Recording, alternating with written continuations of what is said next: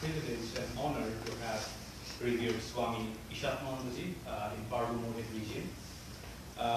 So before proceeding any further, let me acknowledge Spirit Room for hosting this wonderful event.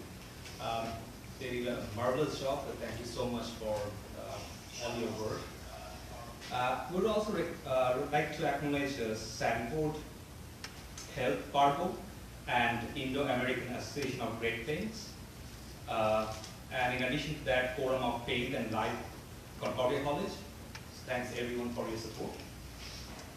So, revered Swami Ishatmananda he's a Hindu monk of Ramakrishna Order.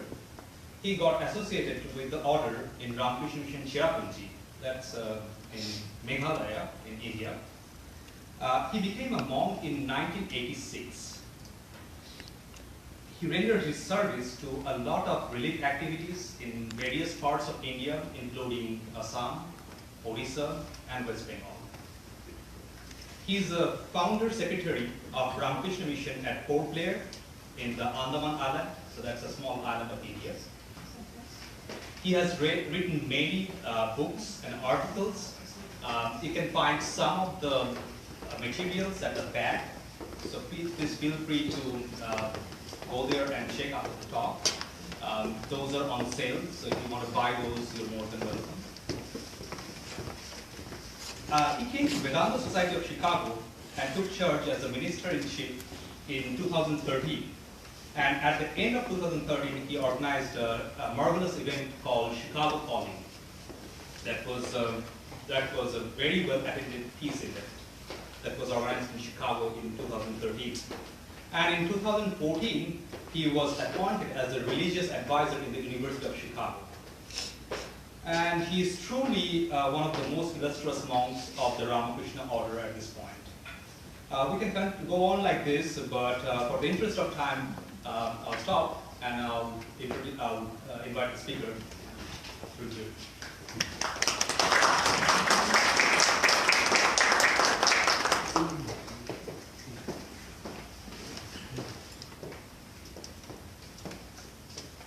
Good evening.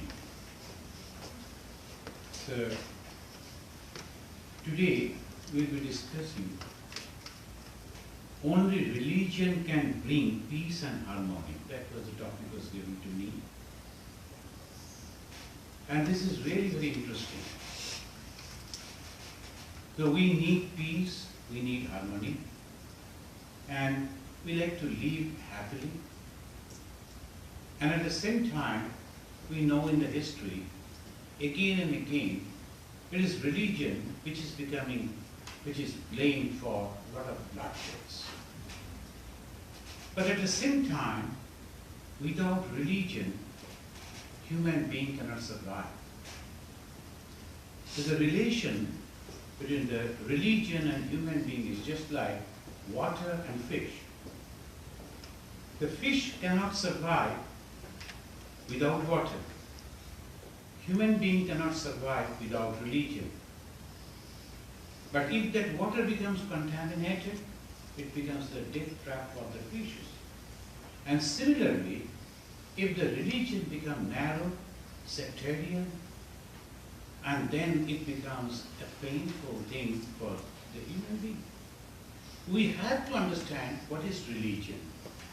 So this is the reason I think it will be a wonderful thing to discuss about the religion. So what is religion?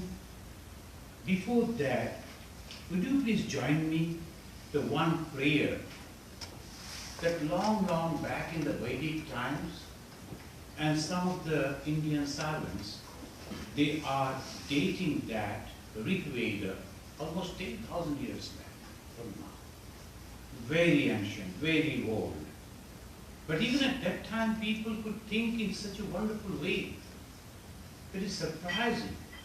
One after another discoveries that is taking us back to that old time. Even at that time, people could think in such a wonderful way. And this, if possible, is in pure Sanskrit. I will pronounce breaking one word. If you can join, it says, "Let all assemble together, let all speak together, let all minds be in harmony. So that is the prayer.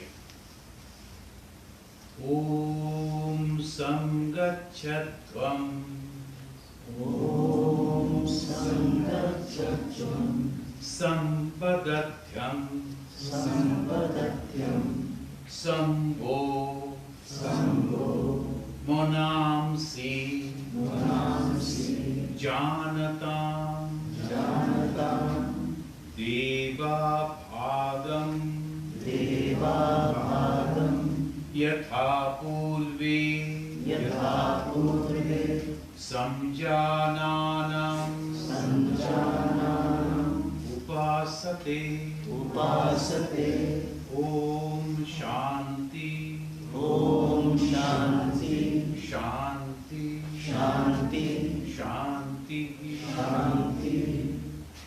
They are praying. This is a long prayer. I just took the 2 lines from the beginning. It says that we should be together. There should not be any differences. All human beings should be together. And they should assemble together. This is a very important word.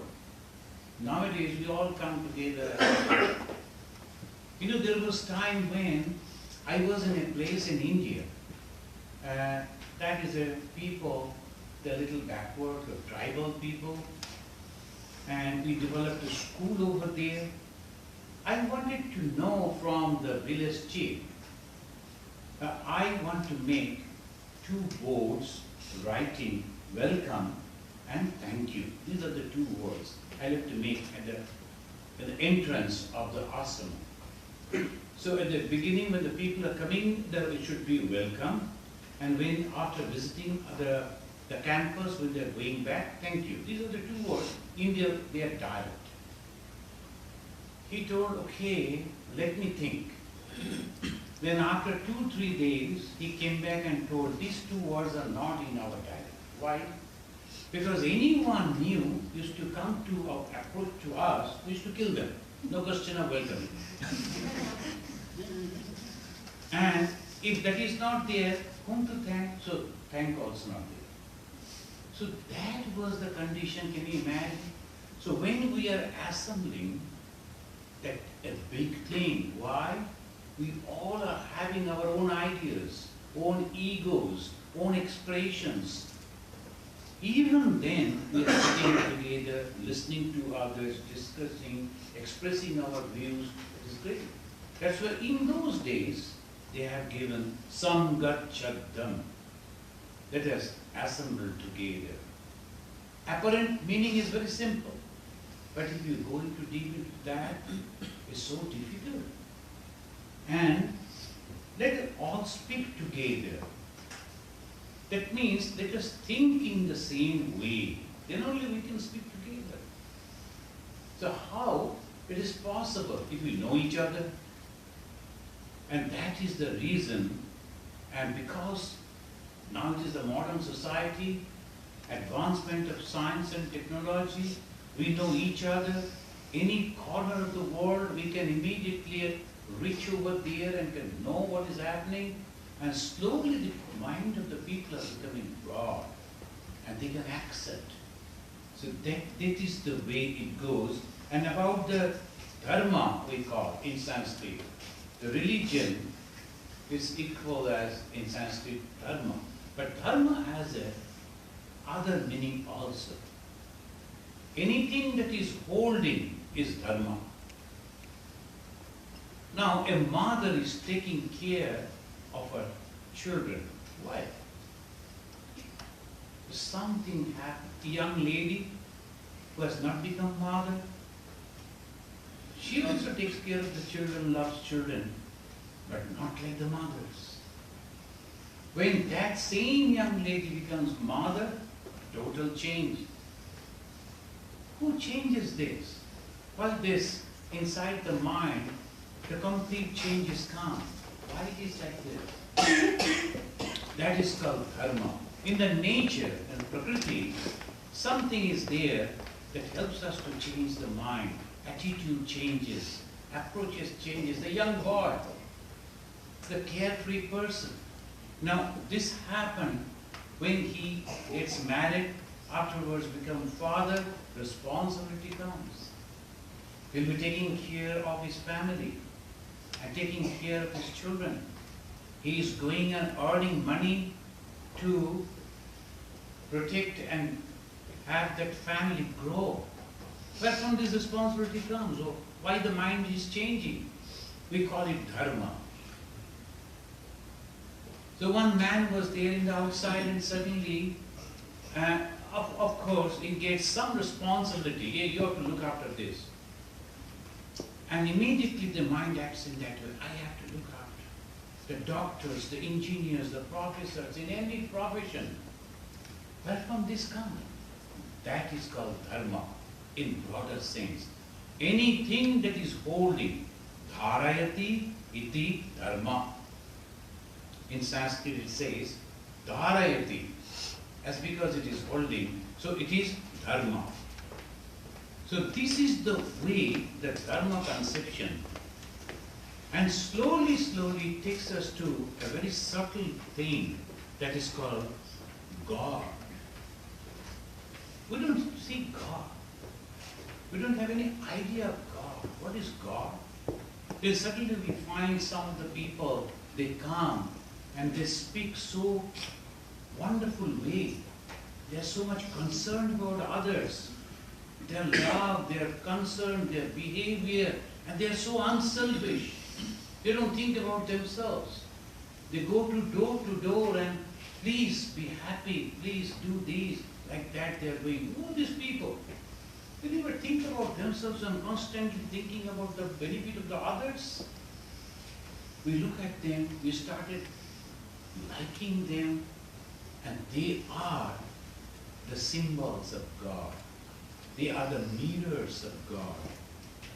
So this is the way we accept. One young man long back in Calcutta, I was giving a talk like this, and one young man raised his hand and said, "Sir, unless I see God with my own eyes, I cannot believe God." I said, "Good. That means you don't believe that you have eyes. Because you have not seen your eyes directly, have we? No. We have seen our eyes in reflection, in the mirrors. If the mirror is a concave, convex, the reflection will be different. But still we understand we have the eyes because in the mirror. And in the same way we are believing each and every one.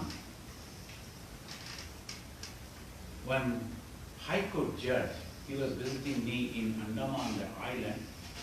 He told Swami, it's okay, but when you ask to believe, we don't like. Why to believe? We should have that experiment and then only, otherwise why do we believe? They told, "Sir, you're correct. But when you were flying from Calcutta to Port Blair, that is the capital city of the islands, have you ever checked the credentials of the person who is sitting in the cockpit? You believed him. Since the man is sitting over there with the uniform, must be that certified person. You believed. And inside the flight, they gave you the drinks. Did you ask that lady, the air hostess? Yeah, you test. Let me see what if it comes. No, you believed and drank that water and the drinks and all that. In every time you are having the bodyguards, they are having the guns. The person in the front and the back, they are having the guns. You believe that they will protect those guns. They will use those guns to protect you, not to kill you. You believe. You believe each and everything in your life. Then why don't you believe when Jesus said, there is God? When Chaitanya Mahaprabhu comes and says, when the Shankaracharya comes, when the other great souls, they come and say, there is God. Why don't you believe that? Everything you are believing, why not this one? Give it a try. And what do they say about religion?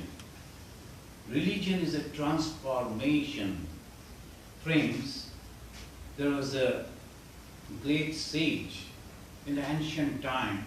His name was Tuladhara. This Tuladhara, one young boy, he went and he was asking, sir, can you please explain me what is dharma, what is religion? The moment you are asking for religion, you are practicing religion, they call it a Brahmana. So that Brahmana's name was Jajali. A little different type of name because very ancient. So they say the Tuladhara and the Jajali conversation. It is recorded in the great epic Mahabharata. Here he is asking, I will read the Sanskrit line, and the Tuladhara, the sage, is giving the answer. Vedaham Jajale Dharmam Sa Rahasyam Sanatana Sarva Bhuta Hitam Maitram Puranam Jana Viduhu. That is Mahabharata Shanti Parva. That, oh Yajale, that is the very ancient thing that you have to understand. And what is that? What is dharma? What is religion? He says, doing good to others and developing friendship with others is the dharma. The moment we think about dharma, some very peculiar thing comes in our mind. Oh, it must be something that's supernatural. I can float from here to other, and then I can read the minds of everyone. I can control the nature. No, that is not the dharma. Dharma is transformation of the mind. And when you develop that conception that all are my friends, the peace will surely come. And along with the peace will come the purpose. So that is the reason we must understand what is dharma. That ancient time it says, doing good to others. And at the same time, friendship with each and everyone. How we develop friendship? Because we start understanding that person and see good things in that person. Then only friendship develops, otherwise not. So we have to find out some good things in others, and then if you like those things, you are friends. So this is the way he says. And there was another, those who are from India, you know that Mahabharata, many of you have perhaps read the great book. And there is a description that one person went into a forest and to practice meditation. And if you control your mind, you develop some power. That is very natural. Because in the mind there is some, now a person, if suddenly comes in the physics laboratory, he won't be able to understand anything. In the chemicals and the chemistry laboratory, he won't be able to understand anything. But those who are studying that, they are also human beings. How they have developed that? Slowly practicing, they could understand how things are changing, what will be the effect, and the great discoveries are coming up. It was all training. Then here also this man went inside the forest and he was sitting there for 12 years practicing concentration. And one day he said, oh, enough, 12 years I have done. I don't know what power I have achieved. Let me go back to the society and we see over there. When he was sitting under a tree, suddenly a bird that dropped something on him, and he became very angry. He looked at that bird angrily. The moment he looked angrily to that bird, the bird burned. Immediately he felt, oh my God, I have achieved a tremendous power. If I am angry and look at anything, it will burn. So very happy, I have achieved this. He came to the village. And you know, in India, the sannyasis, we don't cook. We go to the door and we say, Bhagavati Viksham Dehi, oh Divine Mother, give me some food. And then it is the duty of the householders to give some food to that person. So that way, that is the way it goes. Very, very different. So this man came, he was also asking for the food, and the lady inside, She told Honorable Sir, please wait over there. I am busy with so many other things. My husband has to go out for work. The children are going to school. I have to look after many other things. After that, I can give you the food. Please wait. This man sat and he was thinking, this lady doesn't know who am I. If I angrily look at our family, they will all burn. He was only thinking. He didn't pronounce, he didn't say anything. From inside, that lady told, we are not birds. Don't think that you will look at us and we will all burn. If you want food, wait over there. And this man was taken aback and said, my God, how could she read my mind? And he was waiting patiently. When the lady came out, then he asked, Mother, food I will take afterwards. Please tell me what type of meditation you practiced, yoga you practiced, that you developed such a wonderful power. You know what she said? I didn't practice any meditation or yoga. I only perform my duty and complete the love and detachment. As a housewife, I perform my duty and with love, but detached way. That is the secret of work. If we are doing the work perfectly, but completely unattached way, you grow tremendous power within.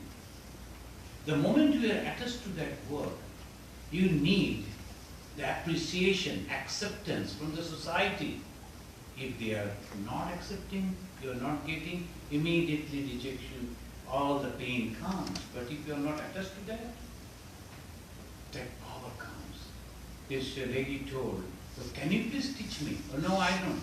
But you better go to a person who is selling the meat. Look at it. That person who is selling the meat, go to him in the market. He has developed a lot of power, spiritual power.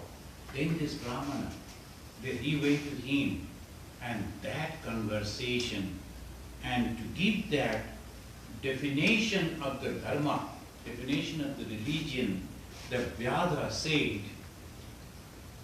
Ahimsa, Satyavachan, Sarvabhuta Hitam Param. Ahimsa Paramo Dharma, Sacha Satya Pratishtita. I'm sorry, I'm quoting the Sanskrit. But that is the beauty of the language.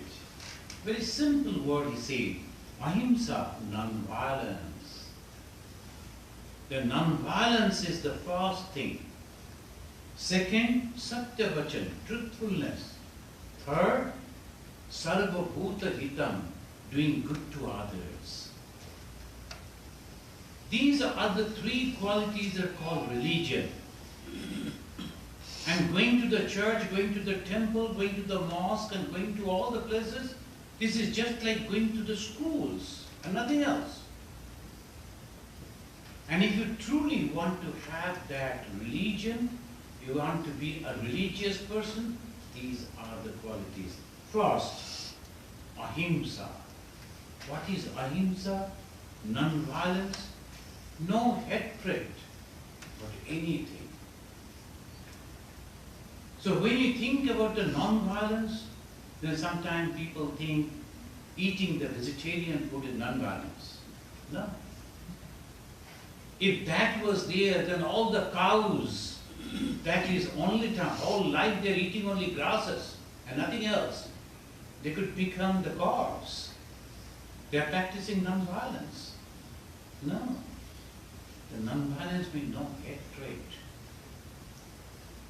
When I see someone, when I talk to others, just because, oh, I just adjust because we are all modern people, modern society, we just adjust. But afterwards, oh my God, what type of people they are. That is not non-violence. So non-violence means from inside we truly love. Oh, these people, they live in this way, it's okay. Because they have not got the other opportunities. So that compassion, that love, that helps you to develop. So that is first thing. Then it comes brahmacharya, self-control. our mind is turbulent. There's certainly someone, in America, at some of the places, very unfortunate, there's some people suddenly will take up the gun and go, and then the sitting ducks, the children in school, they will go and spray the bullets and kill them. Why you have killed them? Oh, I liked it. But why suddenly? Because inside something is there he can't do, just getting satisfied by that way. Tremendous. But apparently it is so quiet and calm. Why this? Because they don't control the senses. The brahmachari. In our country also, many of the people, they don't control the senses. Your mind will go out all the time. It will go against you. You have to control it. If you try meditation, how many of you tried meditation? May I know? Oh, lot of people, very good. Then you know very well, sitting and trying to control the mind is so difficult. If someone gives you to break the stone, it's so easy. You'll go and break the stone and then okay. But if you ask someone to come and sit here for 10 minutes, 15 minutes, there's a punishment. And when you are sitting over there, closing your eyes, don't think anything else. This is impossible. Why? The mind is turbulent. Our mind, my mind. But it never listens to me. I don't want to think those things that happen because those thoughts are constantly giving me pain. I don't want that. But the mind is constantly coming again and again, brooding over that. I cannot control. My eyes, I don't like to see those things, but it will go. My ears, everything, the nose, the touch, and the taste, these are the 5 organs constantly bringing information from the outside objects. 5 objects. Try to control that. So it says, if you want to be a religious person, you have to control the senses. The very first thing. Friends, sometimes some people, they ask, how can you know the religious person? Apparently with the dress and all that in India, they call gerua, the saffron color. And then if you have the long hair and long beard, and then you look so calm and quiet, is a religious person? No. Apparent things, nothing. Having lot of certificates of the universities, there's also of no use. But any other profession, any other walks of life, if you don't have that character, proper character, okay, a very good doctor, but a little loose character, it's okay because he is a very good doctor. The officer, and the same way, we can adjust. But about the religious person, well, the only thing, first thing and the only thing is the character. If he says lies, he cannot be a spiritual person. If he hates others, speaks wrong about others, he cannot be a spiritual person. And if he is doing something else, getting the worldly things like the money, the name and fame and physical comfort, for that he is doing many other things, cannot be a spiritual person. He may be a very good speaker. He may mesmerize the 1,000 people with his words. But no. The spirituality means first is brahmacharya, the self-control. Your mind should be completely controlled. And then come satyam, truthfulness. You will never deviate from there. The truthfulness all the time. Akrodha, without anger. Where from the anger comes, this is a very common question that we receive. So why I become angry? All of us, in some different times, we become angry. Why we become angry? So when our desire is not fulfilled, then we become angry. When the desire is fulfilled, we don't get angry. And that is the main reason. If you have a desire, very subtle within, sometimes you are not also very much aware, but that desire is there. When that is not fulfilled, you become very angry. Now, not to become angry, what we should do? We should not have any desire. So naturally, oh, I am angry with this person because he didn't look at me properly and behave like this and that. So this we have to analyze, and then only it is possible. Brahmacharyam satyam akrodha dhriti. Dhriti means intellect. We are having all intellect. Because in this university and classes, all intelligent people. But that is not dhriti. The dhriti is a completely different type of intelligence that can understand a very subtle thing. When the Jesus is telling, love thy neighbor as thyself, immediately you have to understand what Jesus means. And just for a joke, please don't take it otherwise. A man took it, literally.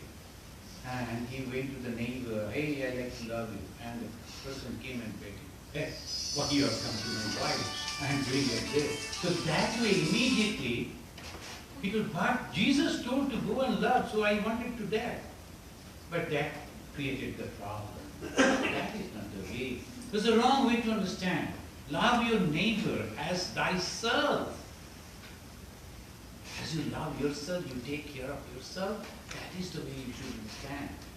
So this is the subtle thing you have to understand. The great souls, they're coming and giving you the advices. You must have to understand how to translate that, how to understand that. That is called Riti. Shama. Shama is called forgiveness. It is a very difficult. So what is religion? Developing some qualities. And what is the first quality? Controlling the senses. Second quality, truthfulness. Third quality, no anger. And how to control the anger? No desire. Dissatisfied desire brings the anger. So we should not have that type of desire. And then intellect to understand the subtle meaning of the spiritual teachings. Dhriti. Finally comes Shama. That is forgiveness. Something happened in our childhood. We cannot forget that. We always remember that. No forgiveness. That forgiveness, the great power. If all these teachings are in all the religions, if you go and see in all the religions, these are the teachings. In different names, in different forms, in different way they express, but the same teaching. Why? Because the human being is very special. Human being is having tremendous power within. It's just like the God, the power like God, the intellect and the judging power, all that is there. If you can concentrate your mind, you will see the power, tremendous power. Sometimes Swami Vivekananda is telling, you can break the whole hill just concentrating on that. It's tremendous power. But we do not know. That's why the great souls, whoever came over here and they wanted to guide the human being. Develop that. Don't only live for your body. When we are only surviving for food and clothing and for some shelter, a little bit of friendship, that is not the human way of living. Why the God has given us the intellect?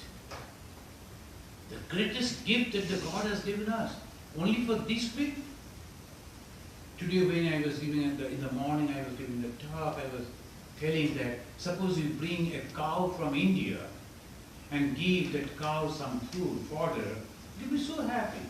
It will never say, hey, where are my friends, my relatives? You don't say that. It will give little Indian environment and it will survive and the food, it is happy. That is the animal tendency, only to get the food. Shall also human being have that? No. to develop every day, every moment. Where to? To the fulfillment. We have developed so much. External, the science has developed so much. But what about the internal thing? We have developed so many things, but we do not know how to be happy. That is the main thing. Friends, we have to be very, very careful. And that they say, this is the ancient teaching and this is the Dharma. Otherwise, it will be very, very difficult. Now I will go to another story in the Mahabharata. The great hero of the Mahabharata, Yudhishthira. He goes to another person, it's called Bhishma. And Bhishma is the grandfather. This gentleman goes and asks, Sir, we are confused about the Dharma. The people are thoroughly confused what to do and what not to do. If I have to practice the Dharma, can you please tell me what is that Dharma? So he is asking this, Ko ayam Dharma, what is this religion? Kuto Dharma, how to practice it? Please tell me this too. Oh grandfather, people are verily confused about Dharma. Please tell me what is Dharma and how to practice Dharma. That's why I was telling the relationship between the religion and human being is just like the water and the fish. Some of the countries they tried without religion. You know that. The communist countries, they banned the religion. And the result, very peculiar human psychologies are developing. The religion only can hold that humanity. The mother, the father, responsibilities and friendliness, all these things are nothing but the Dharma, these qualities. This is the quality. Okay, only these qualities we will practice. Why should we have to accept the God? Because that is the ultimate. The moment you are developing the love and unselfishness within you, and you are embracing each and every one, you yourself become God. What is God? Nothing but these two qualities, love and unselfishness. Look at Buddha. What is there? Love and unselfishness. He was having the kingdom. He was having a beautiful queen. He was having a son. He left everything. And he embraced each and every one. And he went door to door. He sent his all disciples to different places. Tell the people, be quiet, be humble, be peaceful, be friendly, and live together. That is Dharma. So this is the way we have to understand. When this person went to that great Bhishma, you know what he said? Sadachara. Again, what is Dharma? Sadachara. The honest behavior. Achara is behavior. Sad means honest. Your behavior should be very, very honest. When we are behaving with the people, we have to understand, I am dealing with a living God. That is a very special person I am dealing with. I should not speak in such a way so they are hard. So you are controlling your senses by that way. So sad achara, sada achara. Then smriti, the guidelines you must follow. All religions are having the guidelines. These are the things you must do. Friends, we have published one book, The Many Ways to God.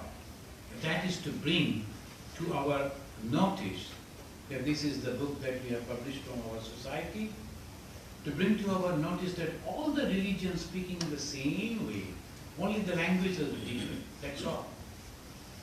But why we are fighting in the name of religion? I always say, well, we will fight. Human being cannot stop because it is there in the nature. If there is no one, the two brothers will fight between them. So that is the nature. In the name of politics, in the name of economy, in the name of sociology, if you fight, you go. No problem. Do whatever you like. But please don't use the word religion when you are hurting others.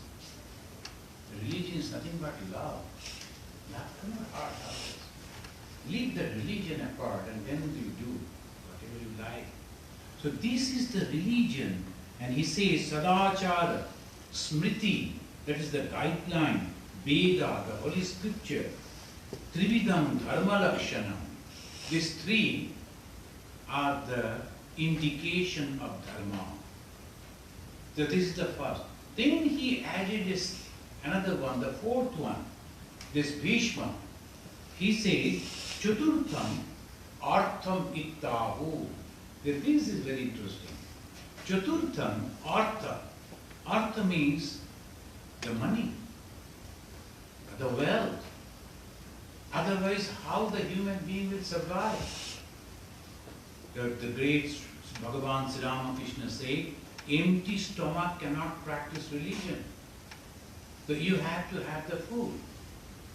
And the human society, if you look at, you will find the human society is just like a tree.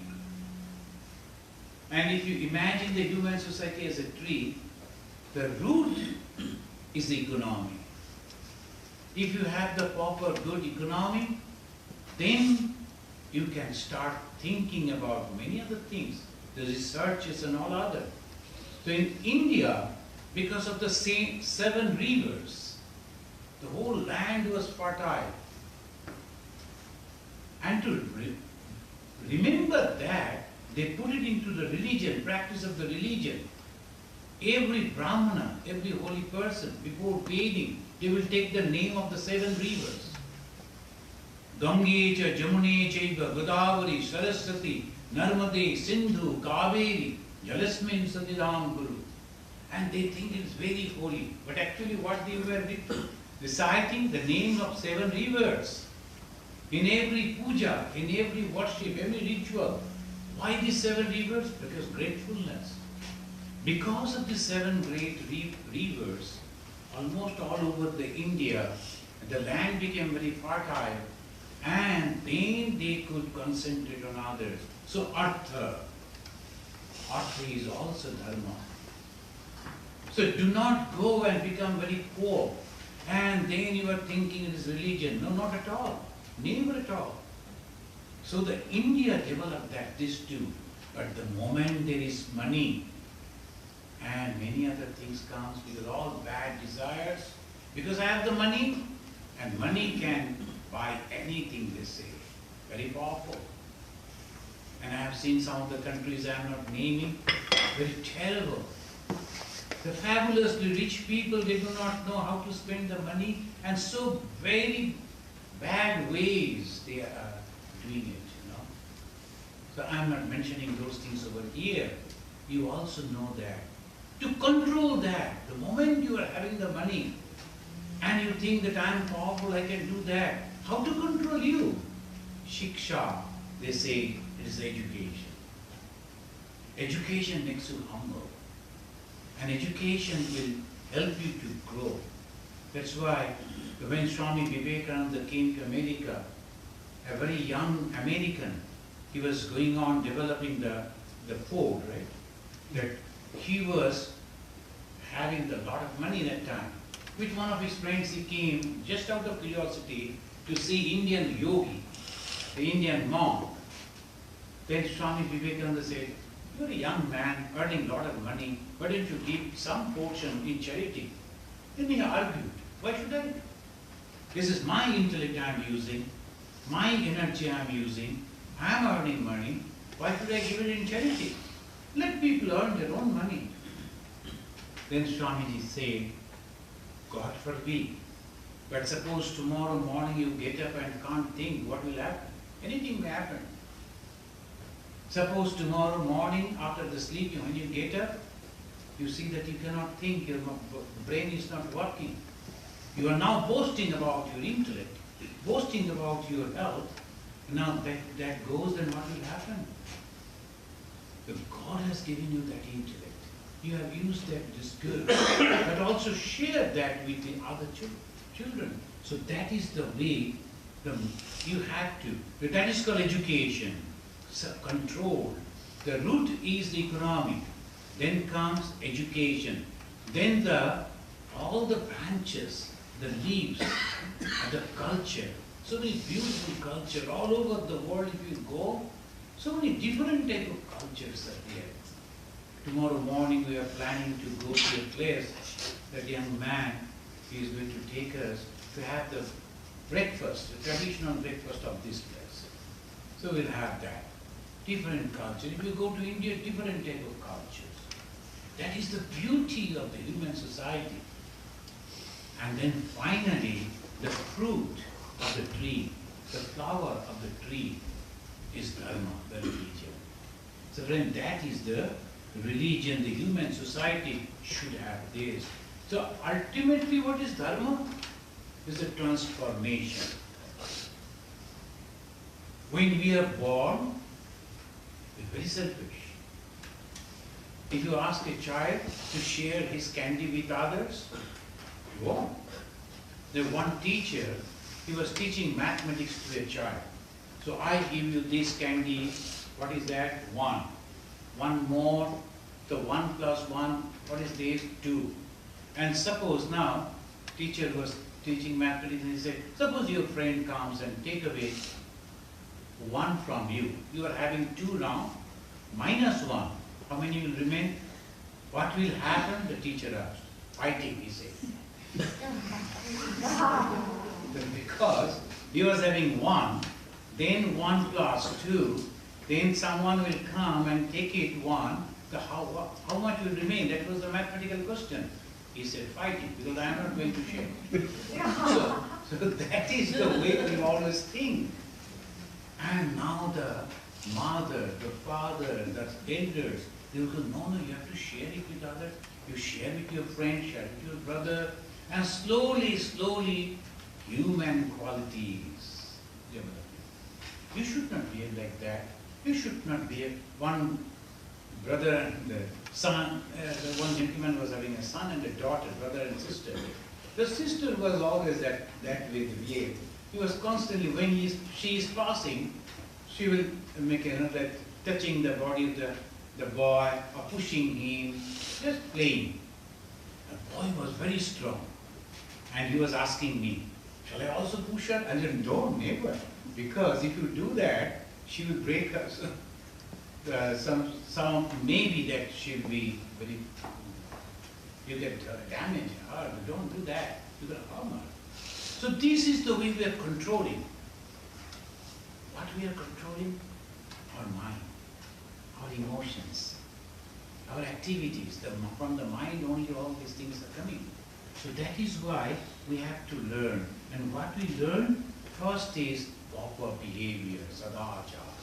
Second is the disciplined way to develop. Third, the scripture which always says that you are pure. You are pure. So what is that purity? Love and unselfishness. And these are the religion. So about this dharma, the religion, if we can develop this, then what will happen? The peace and harmony and the progress will come.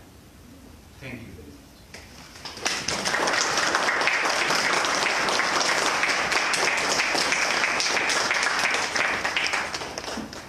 Questions?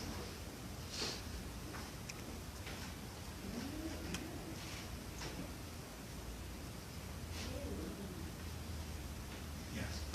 In today's world, there is so much confusion about religion, so much violence. So from your perspective, what is the best way we can address religion? This is a very good question. See, religion is always misinterpreted. The people are using religion for their own benefit. So that we have to stop. How can we stop it? By understanding religion myself and then propagating the same religion to others. Understanding properly. Whatever we do, with that comes our own ego. I have understood the religion in this way. So this is the only religion and this is the only perfect thing. That is wrong. So that's why Bhagavan Sri Ramakrishna, the great God, the very recently he advented in our country in 1836. He's a great personality. And he said, nothing wrong for you to practice whatever religion you think good, practice that. But don't ever say the others' religions that other people are practicing are wrong. No, don't do that. That much. If we only follow that, then it will be all peaceful. At least in the name of religion, there will never be a fight. And the Parliament of Religion that happened in Chicago in 1893, their motto was unity in diversity. I repeat the word, unity in diversity. The moment we think about the unity, we think everybody should speak in one language, everybody should follow one religion, everybody should eat same type of food. The variety should be there, but at the same time, we have the proper respect for each other. That is unity in diversity. If we follow that, unity in diversity, there will be no problem. Different religions, but very peaceful human society. Any other question? What is the source of you mentioned the Vedas were 10,000 years ago. Yeah. What is the source of that? Was there a great soul who wrote these things down, or how did that come about? Oh, see the Veda, the P-E-D-A, the four-letter word, Veda means knowledge. And if you read the Veda, books are now available, and it was translated into many different languages. Mainly it says different type of knowledge. Very ancient time, 10,000 years means very, very ancient. Some of the people, they developed that, but majority of the people were very primitive. So they were helping them to develop agriculture and how to raise the horses and cows, and these so many other knowledges are there. Now and then, here and there, like the nuggets of gold about spirituality. And what they say in that, they say you are divine. So how you know that you are divine? So we have very immediate knowledge of body and mind. We understand what this is the body, and we understand my mind too. But behind the body and mind, there is a soul that we are not very much careful about. We don't know. So that they say it is the soul that is very important. You must be careful about that. And if you go back to that, then only you will get permanent happiness, the bliss, the joy. How to go back to that source? Go back to God. Sometimes people will say, go back to nature. What is that nature? What is that God? And we always say, go back to the Brahman, the Atman, the consciousness. How to go? And these are all different type of paths they are developing. Now in the human mind, there are different 4 types of ideas come.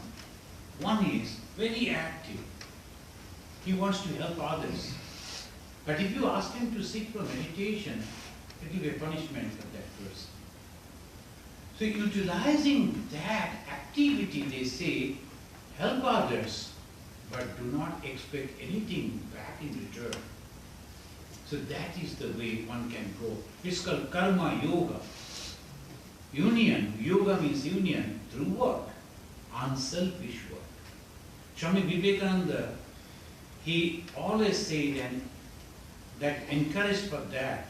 Through unselfish work, one can reach that goal where Buddha reached by his knowledge and Christ by his prayer, he says. Now second is the emotion. I like to decorate my house and also the shrine, my temple, in the same way. Whatever food I am cooking, I must offer it to my God, then I should eat. Whenever I am going to have something, I must think about my God and then that love, motherly love, that affection, that emotion, that is channelized towards God. Same love, same emotion, that's called Bhakti Yoga, the devotional way to reach God. Another is concentration, meditation, withdrawing all the senses from the external objects. You are coming to the all inside. And that is though difficult, but some people they follow that. And then finally comes Jnana Yoga. That is the path of knowledge. Who am I? That is the question. Then they will be asking, am I this body? No. Why? The body is changing. Anything that is changing is a temporary. Am I the mind? No. Because in the morning the mind was very happy, and in the evening again it is not. That means mind is also changing. Whatever I used to think as a young boy, now I am not thinking in that way. Thoughts are also changing. That means mind is changing. Anything that is changing, impermanent. So that is not. But who am I then?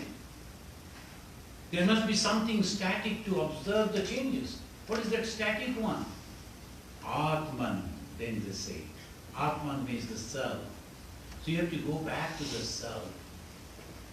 So I was explaining in the morning, and the Vedantin, they always saying this way, when you are awake, two things are active, your body and your mind. When you are dreaming, your body is inactive, but the mind is active in the dream. And you see the same thing also in the dream. Same people and the places and so many, many other things.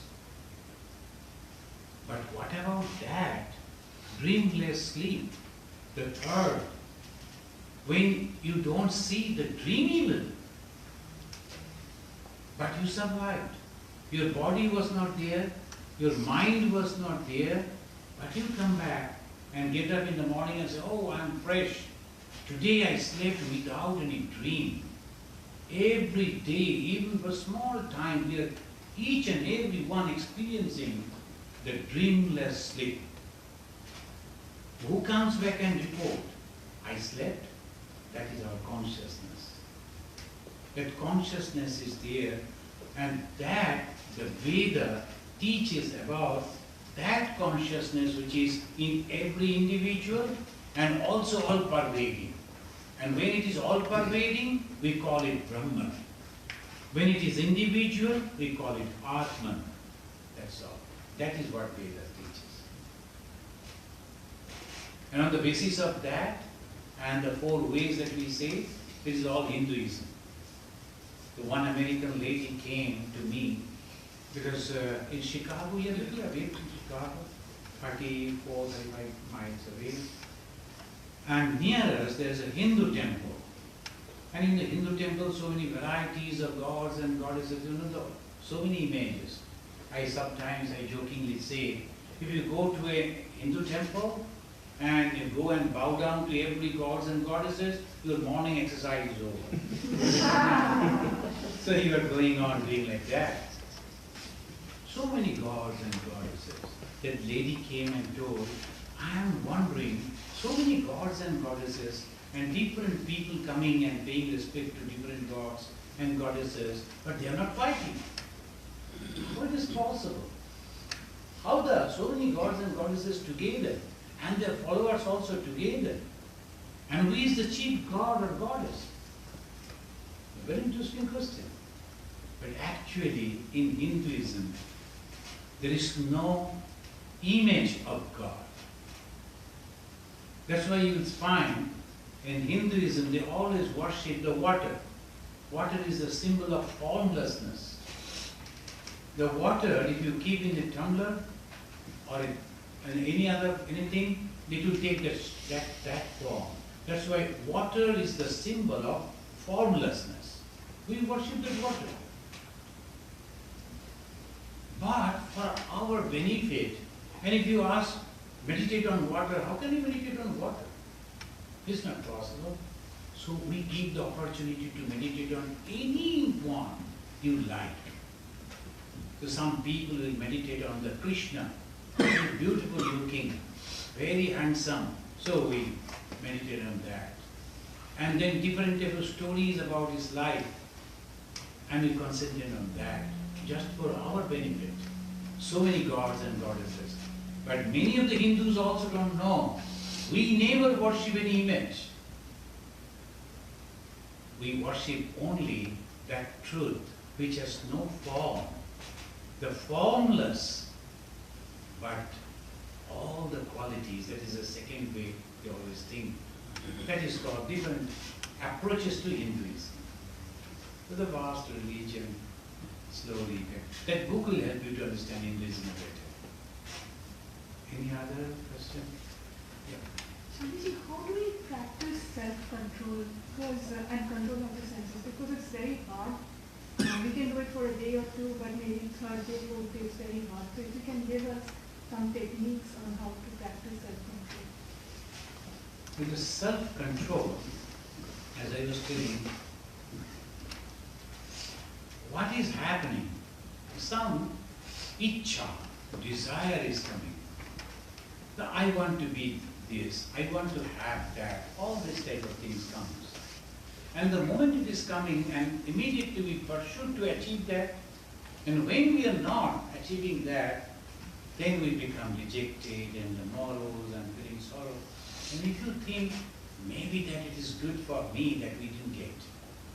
I was thinking to get that, but it's good that I didn't get it. It's good for me. Maybe the providence, maybe that God is thinking something in a better way. Then there will be no problem. You can control yourself. So that is the way always you should think. I will tell you what happened. Two sisters. One got married to a poor person, another a rich man. Now one day suddenly, accidentally, they saw each other. The one who married a rich man was going in a very costly car. And another person in our country is called the rickshaw, the pool, on that they were sitting. So this sister was thinking, oh, see, my husband is poor. He could not purchase a car for me, so I am sitting in this. And look at my sister. We grew up together. What a luck she's having. And the sister also waved their hands to the other one, and they passed away. This lady became very morose.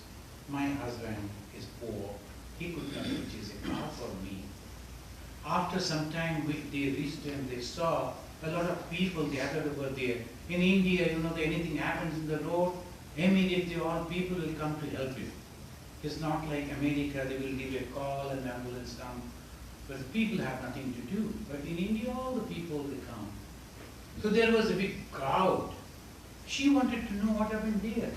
It's a car accident. And it was her sister's car. So which one is good? So this moment she was thinking, if I had that car, the next moment she thought, it's good that God has not given the car to me, otherwise this very unfortunate thing may happen to me. So you do not know what is good for you. Have faith. Have faith and then depend on God. Anything happening, please have that faith. We have the faith on so many things. We go to a doctor and he gives us a pill, and what happened is this is stomach pain and all that. We never analyze what is there and how it is going to solve the problem in the body. Believing the doctor, he said morning and evening just take with a glass of water. We do that. Believing. And we are getting the cure. Why don't you take that? Whatever happens, thanks God.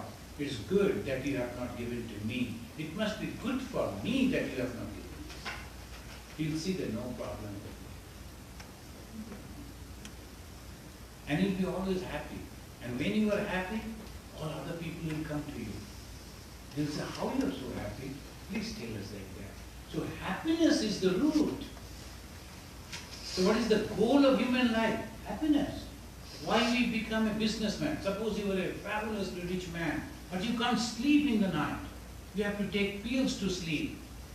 You go to 7-star hotels. What is there? Bed only. And then on the bed, if you cannot sleep, what is the fun of having the 7-star hotel bed? We have to understand. Purpose is sleep. And where I get that sleep properly, that is good for me.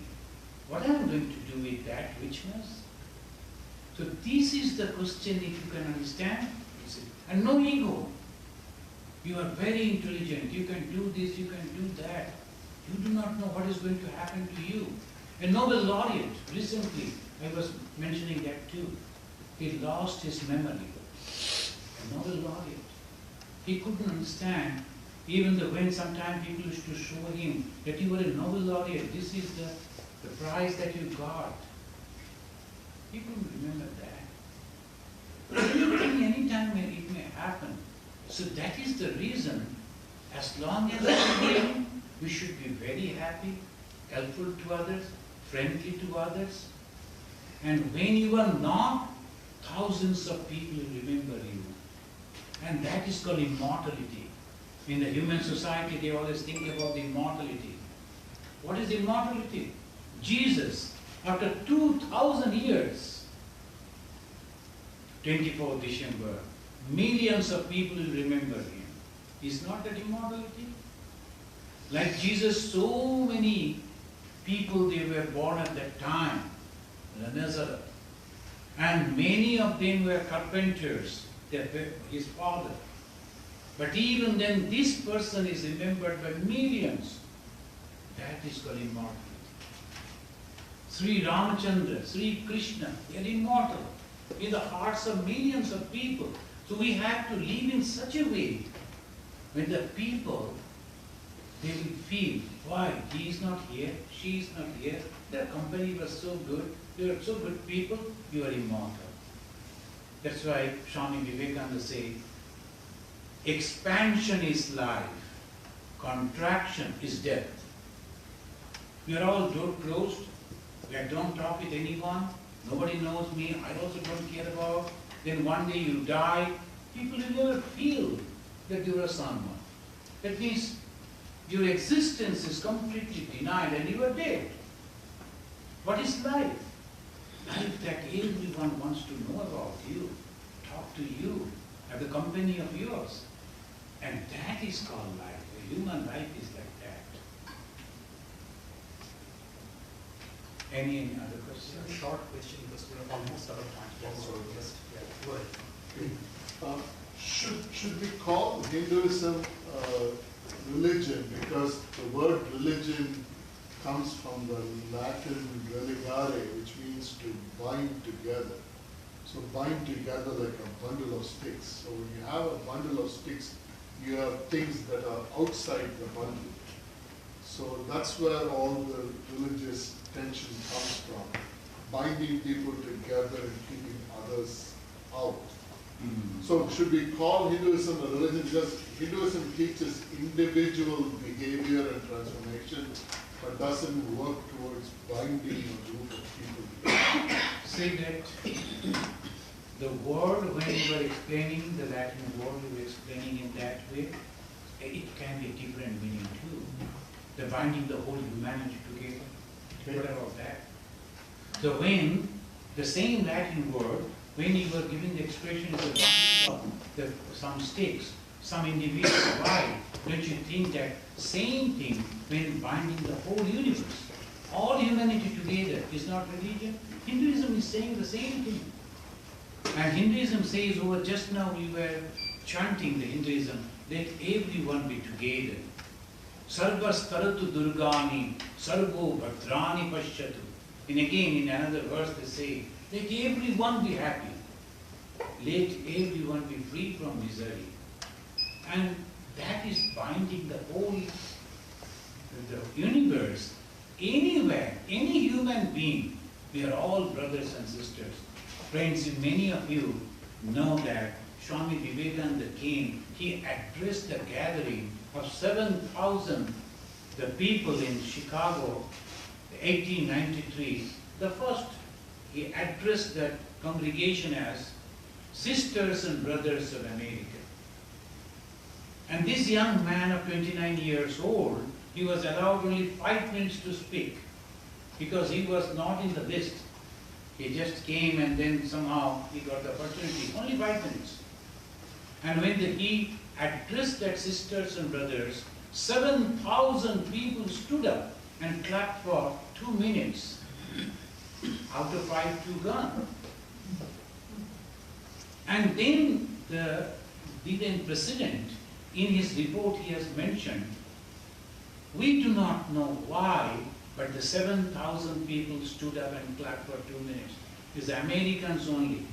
It's the English word, sisters and brothers, and nothing Sanskrit. So why then they stood up over there? Because they felt, even for a second, yes, we are the one.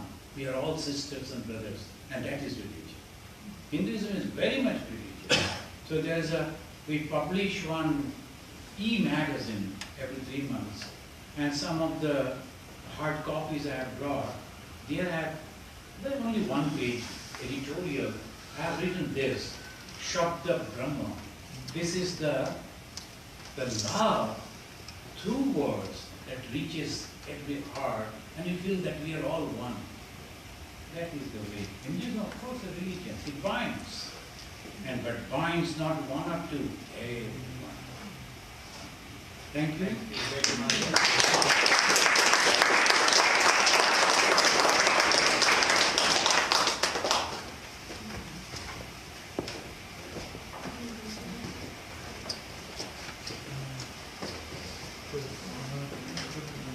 When you come to Chicago,